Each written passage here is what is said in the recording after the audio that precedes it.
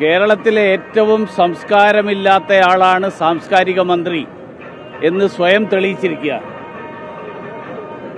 പക്ഷേ അങ്ങനെ ഒരാളെ മന്ത്രിസഭയിൽ തന്നെ തുടരാൻ അനുവദിക്കുന്നത് മാർക്സിസ്റ്റ് പാർട്ടിയുടെയും നമ്മുടെ മുഖ്യമന്ത്രിയുടെയും പൊതു നയത്തിൻ്റെ ഭാഗമാണെന്നാണ് ഞാൻ വിശ്വസിക്കുന്നത്.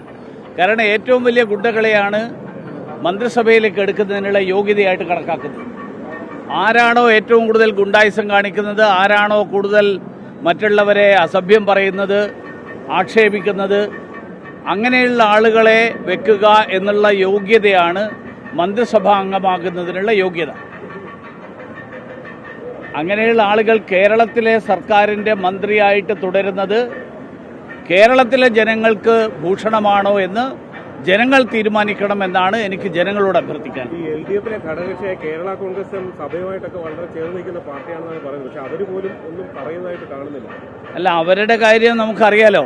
ചാഴിക്കാടൻ റബ്ബറിന്റെ കാര്യം പറഞ്ഞു. വേദിയിൽ വെച്ച് തന്നെ ചാഴിക്കാടനെ കിട്ടിയത് നിങ്ങളെല്ലാവരും കണ്ടതാണ്. ഇപ്പോൾ ക്രൈസ്തവ സഭകളോട് ഉപദേശം നടത്തുന്ന ആളുകൾ ഈ നവകേരള സദസ്സിന്റെ പൗരപ്രമുഖന്മാരുടെ രാവിലത്തെ പ്രാതലിന് വിളിച്ചപ്പോൾ അവർക്ക് ആർക്കൊക്കെ റബ്ബറിൻ്റെ വിലയിടിവിനെ കുറിച്ച് പറയാനുള്ള അവസരം കിട്ടി എന്നുള്ളതാണ് ഇപ്പോൾ പ്രധാനമന്ത്രി വിളിച്ചിട്ട് പോയ ആളുകൾക്ക് ഉപദേശം കൊടുക്കുന്ന ആളുകൾ ആദ്യം ജനങ്ങളോട് പറയേണ്ടത്.